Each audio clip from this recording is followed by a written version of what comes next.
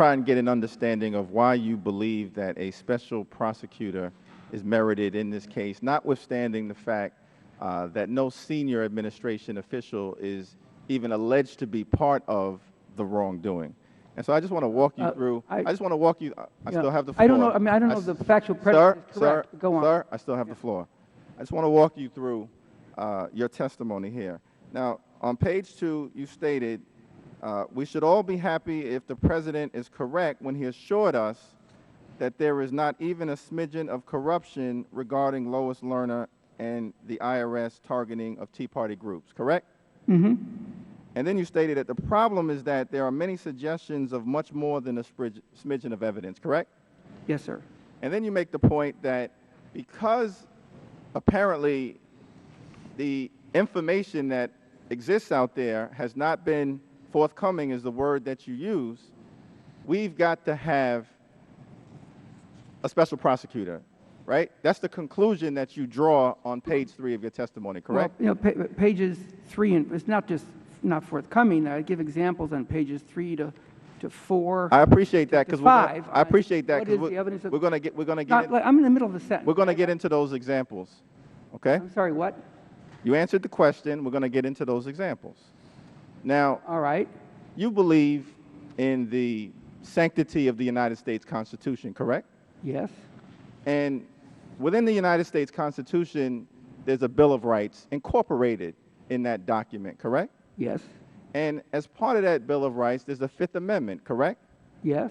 Now, the Fifth Amendment of the United States Constitution in part states, no person shall be compelled in any criminal case to be a witness against himself. And that's been broadly interpreted to imply as well to a congressional proceeding, correct? Civil cases too, sure. Okay, so you just mentioned this whole list of things that trouble you, that suggest that we take the extraordinary step of a special prosecutor.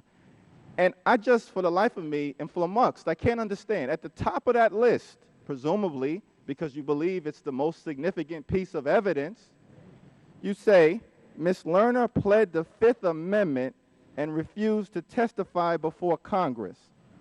Oddly enough, after assuring us under oath that she did nothing wrong. Yeah, that's your point, correct? My list is chronological, but that's correct. That's what I said. Okay, so because she exercised her Fifth Amendment right under the United States Constitution, the document that you just said you believed in its sanctity, that provides evidence in your view. That's not my interpretation. That's your testimony. That provides evidence of wrongdoing here? No, not at all. That's not what I said. So why is that here? Look, I think you're putting words in my mouth, and that's not saying. No, this is your testimony, sir. What I said is that first of all, she swears under oath that she did nothing wrong, and then 30 seconds later she says she's taking the Fifth. That's inconsistent. In fact, there's a lot of cases that say you've waived the Fifth Amendment. Does she have a constitutional right to plead the Fifth Amendment? Is that consistent with the great tradition of our founders? Why would you possibly include that as evidence? Suggesting that you're on a fishing expedition. Yeah, you're absolutely right. She has a right to plead the Fifth Amendment. But you can't open the door a crack. That's what the cases say. And this woman says under oath 2 things. I've done nothing wrong. I plead the Fifth Amendment. They're inconsistent, and that's a bit of a smidgen. What we find after that is that she interviewed for a long time with the DOJ without immunity. Right. Is she a high-level government official, sir? Is she high? She's head of the not-for-profit section. I thought was she the commissioner of the IRS?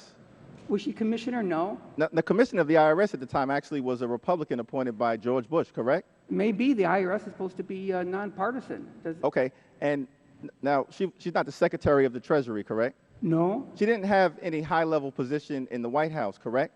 She was with the IRS. Okay. Her position required congressional approval in the Senate? Was she subject to confirmation? I don't know. Okay. So you have no real evidence, no basis for making an argument that she was a high-level official subjected to this statute, do you, sir? Actually, I thought I did. What? Yeah, she's making policy. She's making these decisions. I mean, she's not an auditor. She's making policy as head of the not-for-profit section. And it turned out, under her own words, they were using inappropriate criteria, and then she apologized. You express respect for the sanctity of the Constitution and presumably congressional statutes, but you can't point to a single statute, you can't point to a single case, you can't point to a single provision of the Constitution that would subject Ms. Lerner to designation as a high-level official in this administration, and I yield back. I said to the contrary. She's making policy for the whole section of not-for-profit. She's making policy that overturns 50 years of tradition. I think she was pretty high level. The gentleman from New York's time has executive service.